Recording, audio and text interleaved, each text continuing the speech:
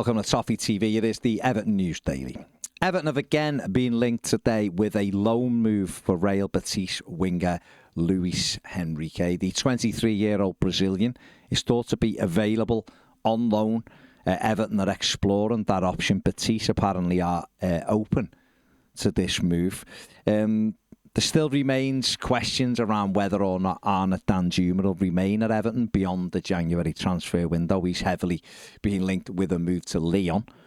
And this is out there now as a potential replacement for Danjuma. Obviously, Danjuma signed for the season from Villarreal, but he's not played enough. I think it's clear he wants to go and play games. And if Everton are to let him leave, then they need a replacement. And like I say, Luis Henrique has been mentioned before, but it's been mentioned again today with that possible being a possible replacement for Arnaud Danjuma. Amadou Onana is apparently a target for Newcastle United. There is interest from them today. That is what the story is saying. However, the report today claiming that Newcastle want to take him on loan with an obligation to buy in the summer. I just don't see any universe in which Everton would accept this. 50 million as well, which is a figure that has been touted as too little for him. 22-year-old is a Belgian international. I think his ceiling is high. I think when you look at the current market, Moises Caicedo went for 115. Romeo Lavia went for 62. Then for me, Onana is easily in the £75 million bracket. Everton have apparently thought to want at least 65 million for him. There's a Euros coming up as well, which he is going to go and play for Belgium as long as he's fit, and that could push his price up as well. So Newcastle, we know, don't have or can't spend any money in this January unless they sell players. They haven't really got room, and that's where I think this has come from. But I can't see anywhere that Everton even entertain a loan for a player who's not only a starter but is key to what Sean Dyche wants to do. So, and it's not exactly like we're sat comfortably with no relegation worries or anything like that, is it? So that to me just looks like a non-starter. Former Everton CEO Keith Winers has claimed in a podcast that Everton feel that they could get their 10 points deduction quashed due to a loophole from the first hearing. Everton have appointed the KC for their appeal process.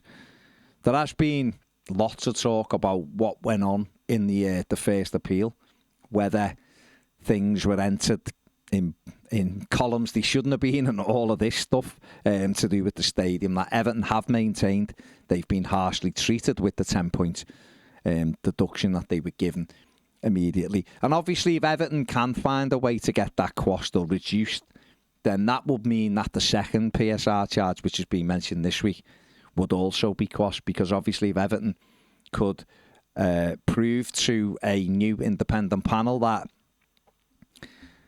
figures over here weren't right or whatever it is, I'm not privy to all the information, but if Everton can prove that they shouldn't have been called out for this, or certainly shouldn't have been given a 10-point deduction, and some of those figures do get changed, then that would remove any worries that they've breached it for a second time. There has been stuff today, I've seen it from financial experts saying Everton wouldn't face a further points deduction anyway because of the double jeopardy rule.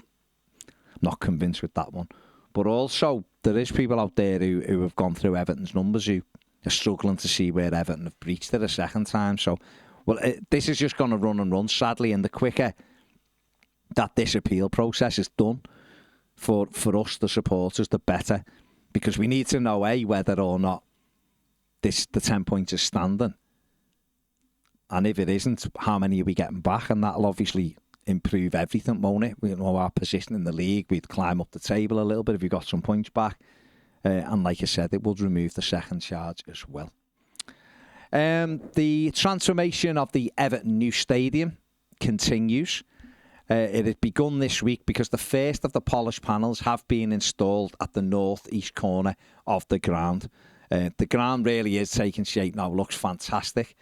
It's getting better. Each week it makes you feel a bit more scratching your head, though, that we're not moving till August 25. But hey ho, it is what it is. But there will be a total of 872 individual panels that will be installed by the time that it is all completed down at the Everton Stadium. So it's coming along, looking fantastic.